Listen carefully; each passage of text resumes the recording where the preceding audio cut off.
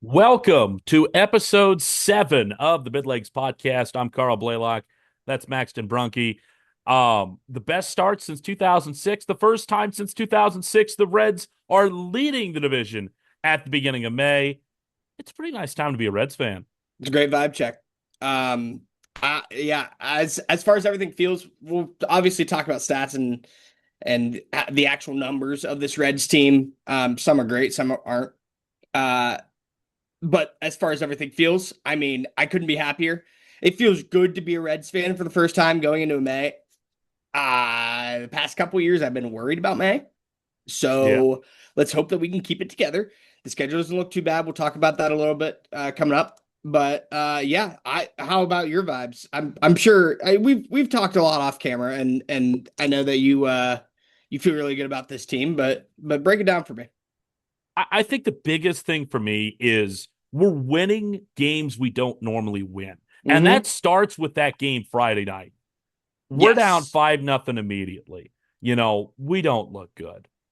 We stick it out, we hang around, we figure it out, and we end up somehow winning that game The weather after a rain delay. delay We were going to gave win it us a little without the bit of rain delay. assist. I think so. No, we weren't going I to win it think without the so. rain delay.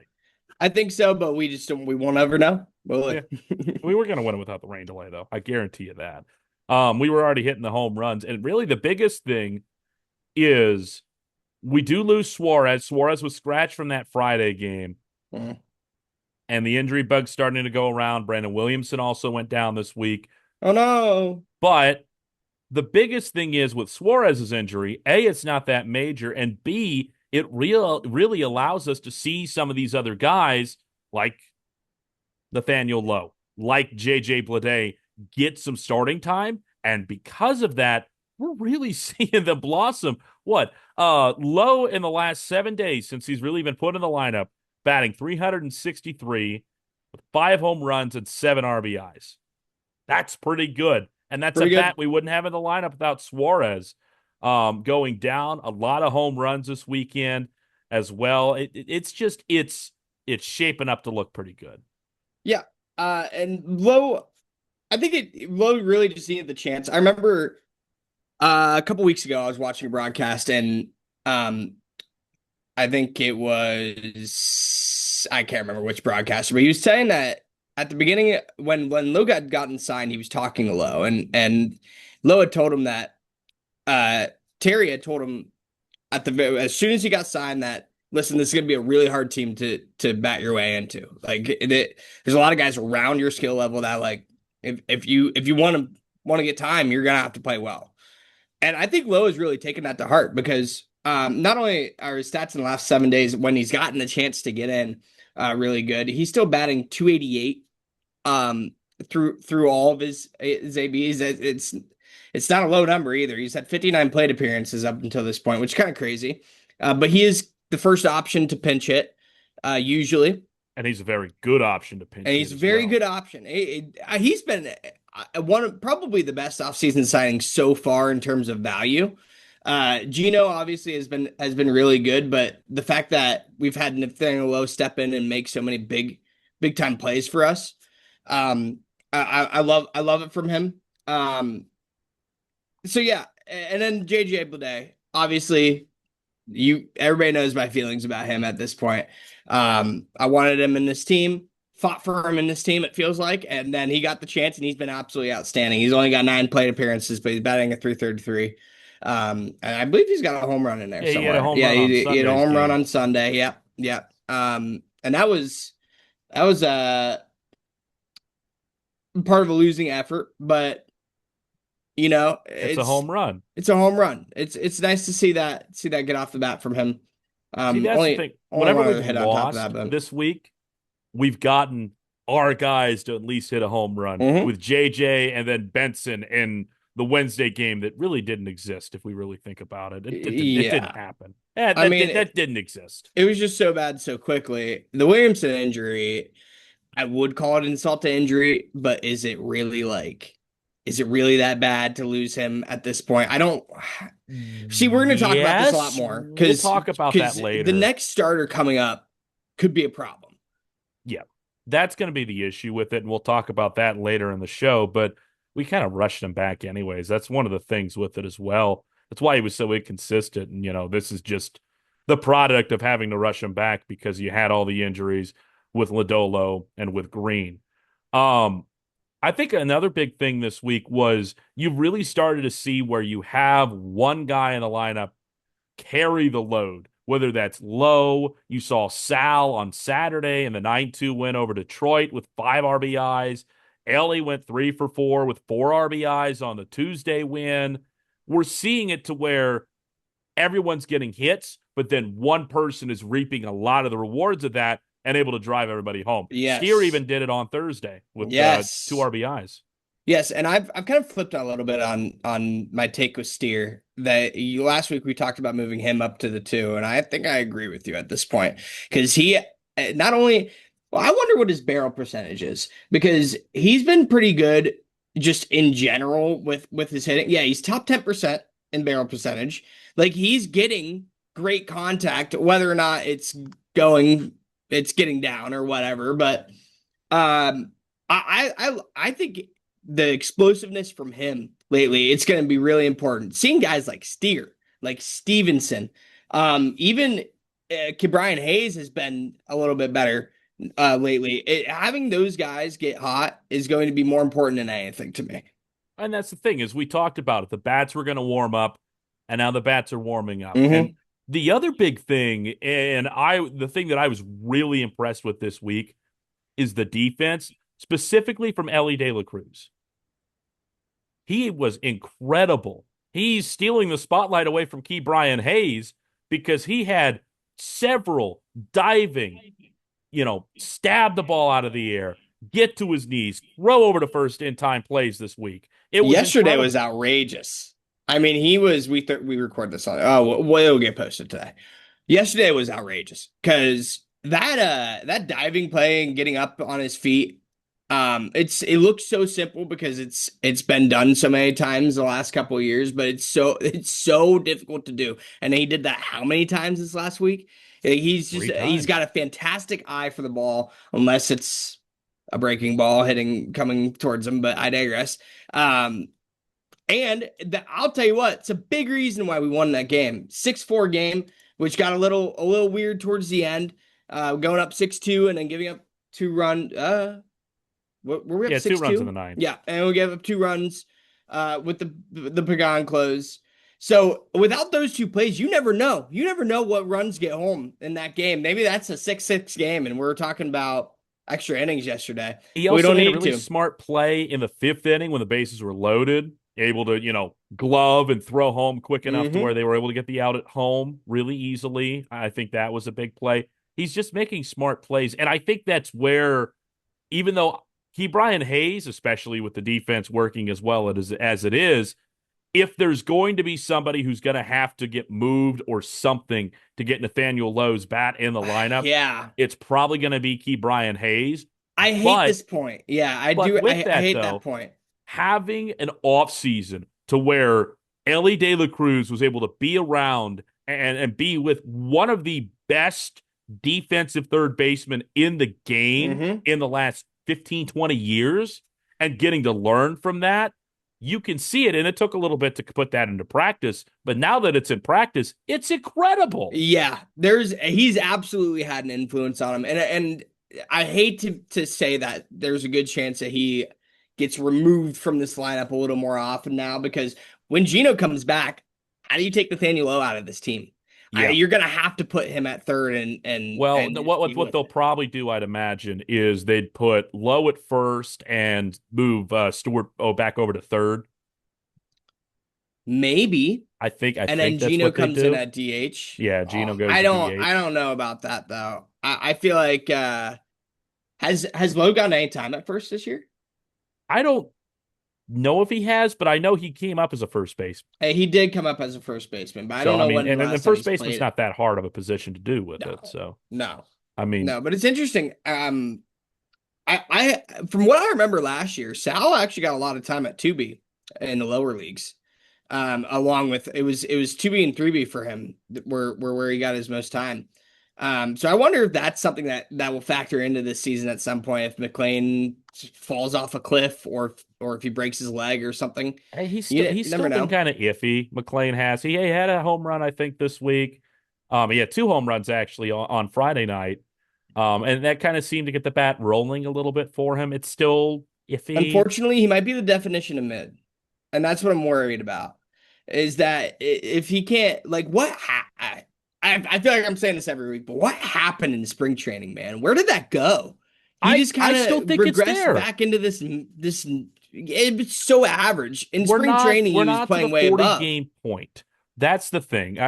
It's at 40 games, you I can would sit there not. and you can say, okay, this is what he is this year. He's not to that point yet. I think it's going to continue to improve over these next few weeks, and he'll be fine. Yeah, we are. I think We're he'll be that 250, 260. I mean, he might not be as incredible as what he was in the 2023 season, but I think he'll be comparable like a Spencer Steer. I agree. So I don't think it's going to be bad enough for him to be take it moved around at all. This was a purely hypothetical, but I mean his again like he's paying 211, 328 OBP. Like it's just average. Um, so if something needs to happen, and something needs to happen eventually, but I'm nowhere near that point personally. But anyways, let's move on. let's move on to one of the big conversations. And the big thing in yesterday's win on Thursday, the 6-4 win over the Rockies to win that series, was that Emilio Pagan didn't look great. He gave up a lot of hits. And on the season, he has 6 saves, 13 appearances. He's 2-0, 13.1 innings pitched, 12 hits, 8 earned runs, 2 home runs, 6 strikeouts, 10 strikeouts, 6 walks, 240 batting average against, which is on average with his career numbers. And his hard hit percentage from the balls that have been hit from him is like 56.1%, which is way Mm. up from last year. But that's also about what, he's been about that 50%. He was at 37.2 last year, which was a little bit of an outlier year for him. But as far as yesterday, he only threw one ball. He threw a lot of strikes. And that was only the second time he pitched in like 10 days. We haven't used him that much. No, So I I think we're I afraid to. I don't necessarily think that. We haven't really had I mean we've actually had games to where we've blown teams out. We haven't needed him. Like we warmed him up on Tuesday, but then we didn't need him because we scored 3 runs in the eighth and we didn't want to use him. Sure. Yesterday, I think, was really just getting him back in the rhythm. And I think Tito told him, we got a 4-run lead, throw strikes, trust your defense. The Rockies hit it to some spots where they weren't there. I'm not super concerned, but I'm still willing to have the conversation of, do we want to have somebody else close? Do we want to kind of mix up the role a little bit? And we Yeah. talked about a little bit last week, and I think that we can expand the conversation this week because you have 3 people who could truly be your closer. Yeah, to me at this point, I think I have the most confidence in Tony Santillan, but I still wouldn't mind seeing Brock Burke get some closes. He closed out the game. I couldn't tell you which one it was, but it was a tight game. Close to, I think. It was the third Rangers game because Yeah. Santiana Pagan had to come in those Yes. first 2 Yeah, games. because he has a save for that. Yeah. And I thought he looked fantastic at that point. He's got a 90, he's in a 90th percentile for whiff percentage, 85 for Ks. Santillan's pretty good up there too. He's at 80. Doesn't get as many whiffs, but his expected batting average is in the 87th percentile. All this is Well, from Baseball Savant. and that's the thing Pagan's with got Santillan. 1 second. Santillan's only bad outing was after that rain delay last Friday against the Tigers, and you can't hold that against Right. him No, because it's the totally different bullpen for was terrible. pitchers. But I mean, when it's stop and start like that, they had to sit around for 2 hours in the clubhouse. Right. That messes up with you, especially as a reliever. I mean, so that's the only time he has 3 earned runs on the year, all from there with 2 home runs, 7 walks, 15 strikeouts. in 13.2 innings pitched, only 8 hits. That gives him a batting average against of 174. And the big thing is, even though he only has that one save, 9 holds. Yeah. Yeah. And this is what I'm saying. I don't feel like I feel like it might be time. It might be time to start giving Pagan some less reps, which again, last only 2 starts in the last 10 days, we might already be doing that. But I'm not interested in it. Graham Ashcraft though has also have we talked about him yet? No, Or we is that haven't. And I yeah. mean that's the other thing is you have 3 guys that you can mix it up a little bit. And I think that also would help, especially when you're playing these divisional games, when you're playing these teams that you're going to face 20 times in a year. Start mixing them up. One night you'll see Pagan to close. Another night you'll see Ashcraft, although I believe Ashcraft is going to be out for this series. Got put on the bereavement list, I believe, in the last few days. Is he? That's why Big Sugar got called up. He's on the bereavement list. Yeah, What happened? I don't know. I mean, they're not going to make that very public if anything it did happen, Well, but that's fucking sad. yeah, Sorry, Graham. Shout out you. definitely. And I mean, the thing is with it is it's a tough series to have them. We are going to avoid Paul Skeens, We are which going to is avoid nice. Paul Skeens. But that's still going to be tough against the Pirates team, although they have been kind of middling the last few weeks. I would very much like to you know, beat them pretty badly. Oh my gosh. I think eventually down the road, it might be the Cubs just based off of how they're playing lately, but down the road, the Pirates might be who we're fighting for this division. Where are the Brewers? They're 16-14 right now. I just don't know. I don't know They'll about figure them. it out. They always do They this. lost 5 straight, I think, 6 straight. Good God. I mean, Um, they beat up the Diamondbacks yesterday. this is just a good division, man. I It think is. we can't really sleep for any of these divisional opponents. I really wish I was going to Chicago for that series next week. That'd be really fun. That'd be so But much fun.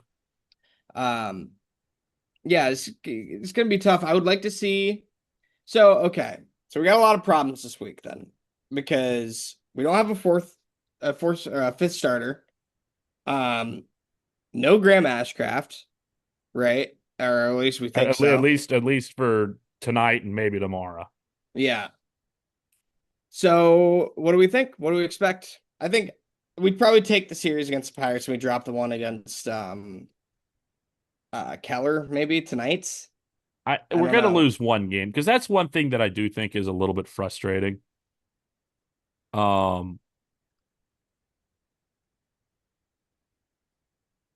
I do think that's one thing that's a little bit frustrating is he got put on Wednesday actually. Oh, so we're good.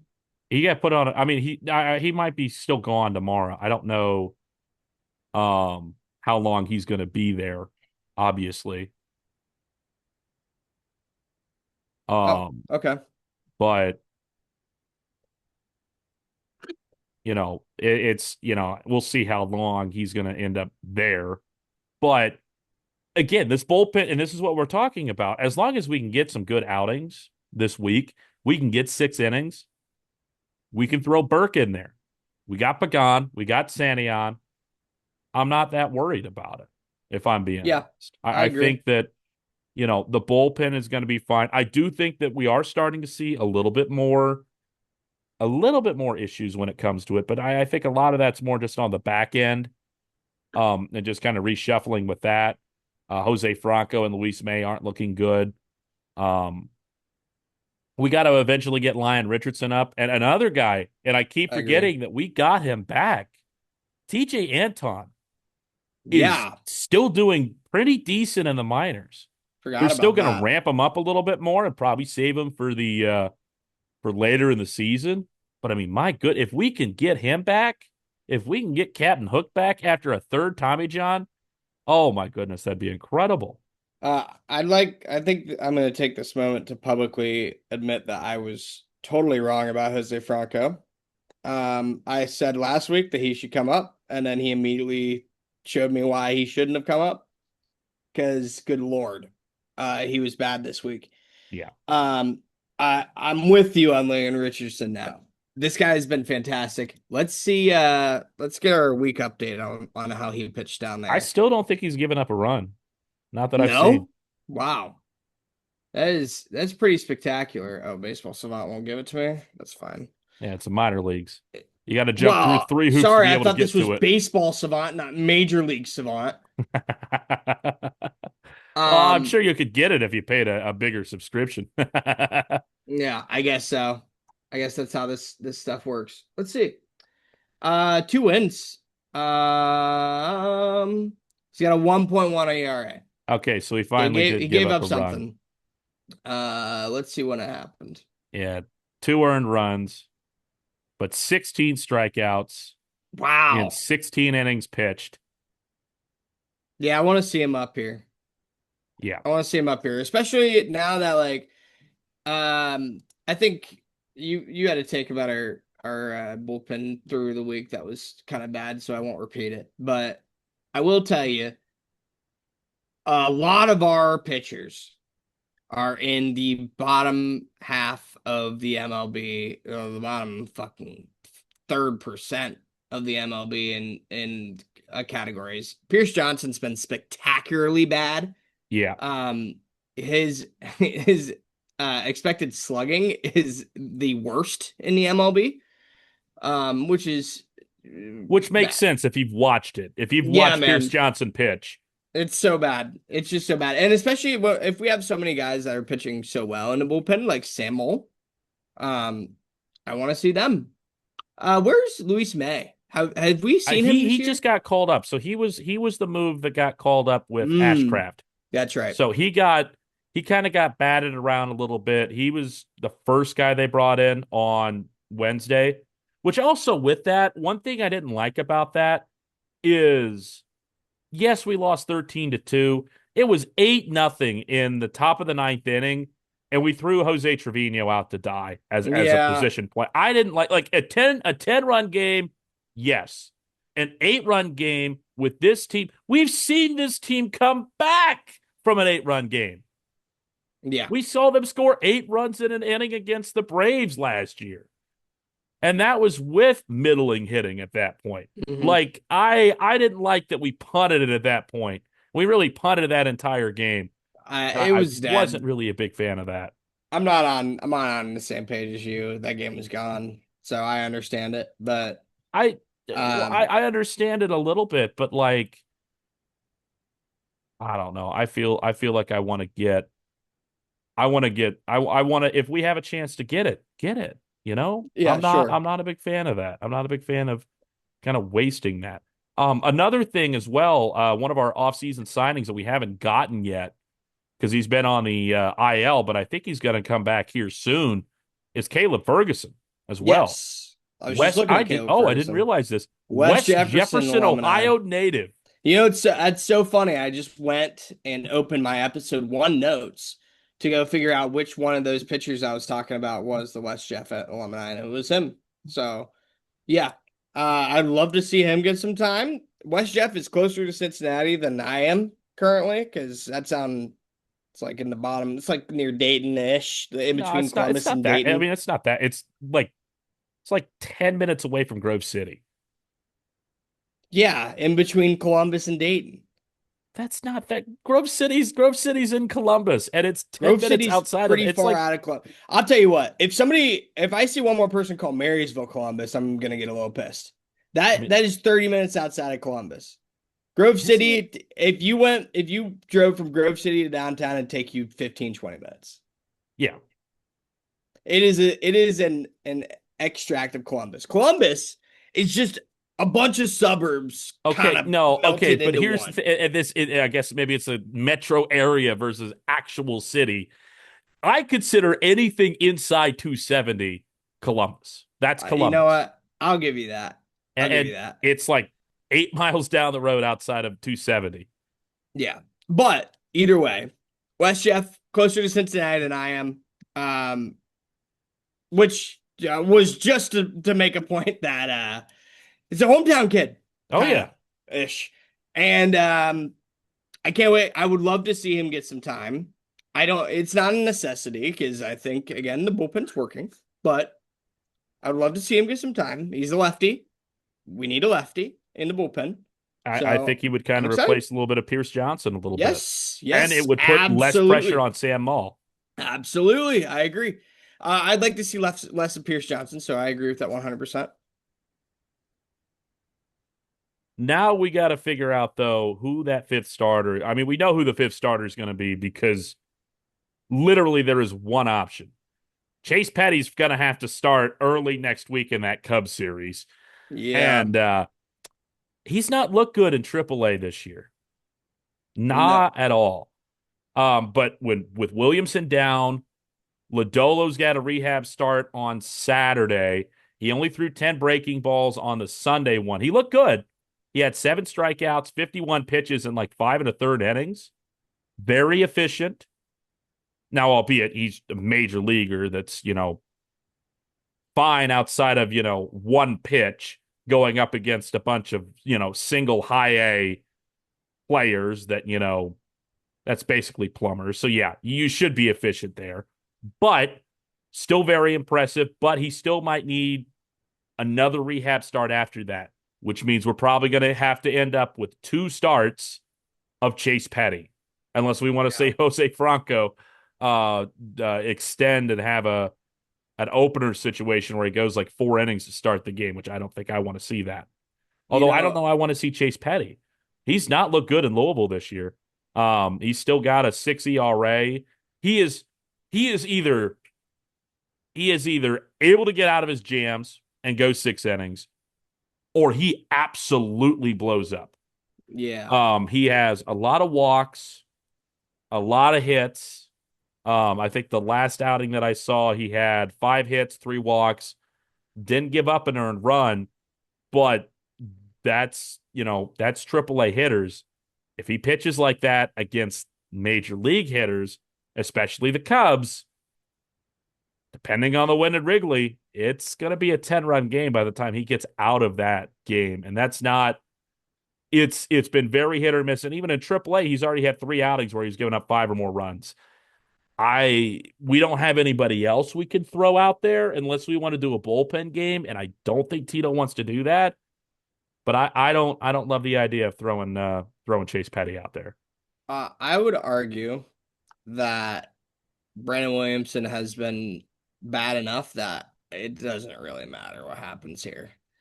Uh, let me rephrase that.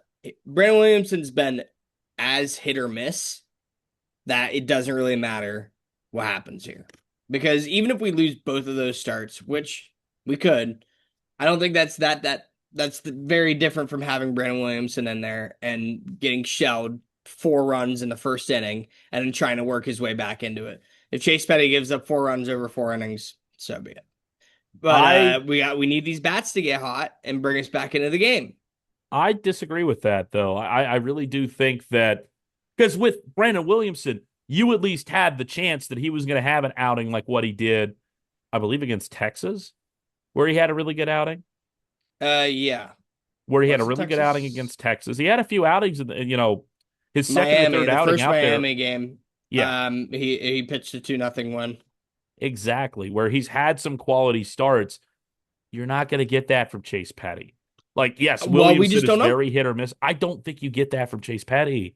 Well, let's find out while we are in this little window before we get a much better pitcher back. Let's find Hmm. out what Chase Petty is made of up here. And then maybe we consider, hey, listen, if Chase Petty comes out and he pitches 2 really good games, he goes 2 for 2, um, then you got the Reds thinking, okay, if we have another injury, is it Williamson that comes up or is it Petty that comes up? I think that it's fair that this is a good time to get that testing. I am quite concerned about the shelling. Hopefully the I wind's agree. blowing in at Wrigley on Tuesday. I think that's the day that he'll be probable for. I would say the fact that it's going to be a divisional series game and a good divisional team, it kind of sucks. But Yeah. and if we get 2 starts, it'll be Houston after that. Who Okay, actually how are they playing? they're not Oh, they're playing good. They've got one of terrible. the worst. They're one of the worst teams in the league. They don't have any pitching. So that would just be it would look like the trash cans were back at Minute Maid Park or Dyken Park, whatever they call it now. I only know that because I've been playing the Oh, show this team's nonstop for the awful. last 2 days. Well, this seems really bad. They They've have been a they've been billion bad. pitchers, and They they're they not have they good. have zero pitching. Every single pitcher worth anything on their roster That's is so funny. hurt or has regressed majorly. Oh Which my God. that's The another thing rap we do sheet of want to talk pitchers they've about. used this year. I think we want to talk about that real quick. Is the Andrew Abbott, is he regressing? Is he not? I'm I over it think with he's Andrew figured it Abbott. out. I think it's just the pressure of being the ace. I think he figured it out. He gave up that 2-run homer early in yesterday's game. I think he's got it figured out. I think he'll be all right. Is it easier to pitch in the eighth spot than the fifth spot? Because of the expectation.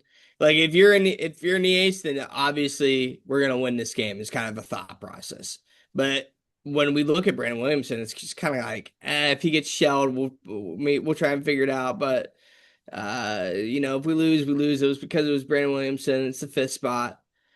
Is it different when Lodolo and Green come back too? I Are I, we I expecting definitely one think it is. every Well, time?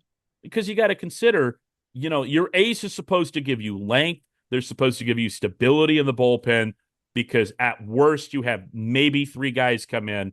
There's low stress pitches and you don't have to worry about it. And that's not happening necessarily. Hmm. And because especially in today's, I saw a stat, I believe it was from Codified Baseball, that so far this year, and it's been trending down for a while, but so far this year, the MLB starters have only gone in 9% of games have they gone 7 innings or more, Wow. which is crazy.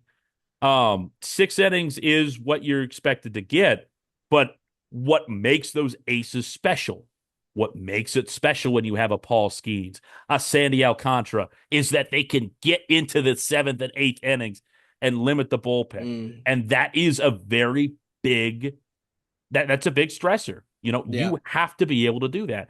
And Abbott hasn't been able. He's done it before, but with that added pressure of knowing I'm the guy, I'm the anchor of this rotation. I have to be able to do this.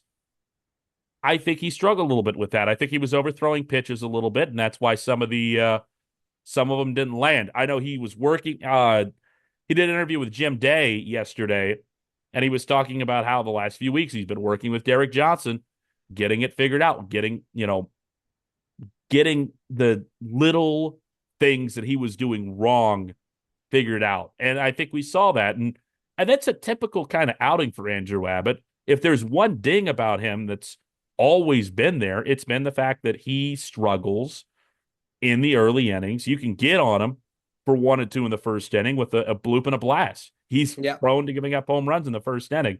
That was just, a classic Andrew Abbott outing. Yeah, that's it. Crowley probably put it best is that he seems pretty afraid to pitch things that didn't work for him earlier in the game, which is an aspect I really don't love about him. Mm-hmm. Because every batter is different. You gotta pitch to the guy that you're facing rather than what's working for you in that game sometimes. Um, and I don't feel like he does that. You've turned me a little bit there though. Maybe I'm not as sick of Andrew Abbott as I thought I was. It'll help out a lot when Lodolo comes back. Yep. It'll help out even more when Green comes back. Mm-hmm. So let's give him time. And when Green comes back, we're going to have that big decision of who Who do you move goes. down? Yeah. Do you move Singer No down? Do you idea. move Burns, Louder? Do you move? I feel I was kind of thinking about, and we don't have to worry about this until for a month or two still at this point, but I do wonder who they're going to do. I feel like Burns would be best suited for the bullpen, but at the same time, he's probably the better starter out of him and Louder. I think that he's going to be the one that's going to be more special. You don't want to stunt that. Yeah. If Green came back next week, I would move down. I would move Louder to the bullpen and move. Oh, I don't know. Maybe send Jose Franco down, but I don't think any of these starters go down. One of them gets moved to the bullpen, and we utilize our arm. I couldn't imagine Chase Burns getting moved. No. And not at this rate. He's had too many good starts. I think He's he's a really figured it valuable out arm. starting. Oh yeah. He's looked really good. Oh yeah. I'm not willing to do that. If I had to make that decision next week, it'd probably be Louder. But we have 2 more months to think it over, which is a really good thing for these guys to earn it. Mm-hmm. That's the big thing. You got to be able to earn it, and they're doing that right now. Yes, they are. Well, we got a big week next week with 7 divisional games between tonight, this weekend, next week against the Cubs. That is some massive, massive games that you want to win these games. These are going to be the games for a while too. By the way, we don't play another divisional opponent until good lord, late June. I hate that. I hate that too because that means we're running out of time. That's for another episode. I hate that though. But again, we're nearing that 40 game mark where you start looking at the standings. You start looking at where every team is, and that is the trend of what they are. It's going to be interesting to see what the Reds are, especially after this really important week. But that'll wrap up the MidLegs podcast. Eddie, wait 1 second. Thoughts? Yep. Well, are we watching a game together this weekend? We talked about this 2 episodes ago. Let's see. When's that game? Is it tomorrow's game is 4:05. Sundays is a 1:35. I think let's get Sunday. Let's do Sunday. I think I can do TikTok Sunday Live for Sunday afternoon, and that sounds like a great idea. We'll watch some baseball. Yeah. That'll be on. We'll have that on my TikTok and you did the collaborator thing, right? That's still a thing. I think we can do that. Yeah, I think. Yeah. I'll probably throw up some graphics and have the score on because we obviously can't share the game, which kind of sucks. But yeah, we'll do that.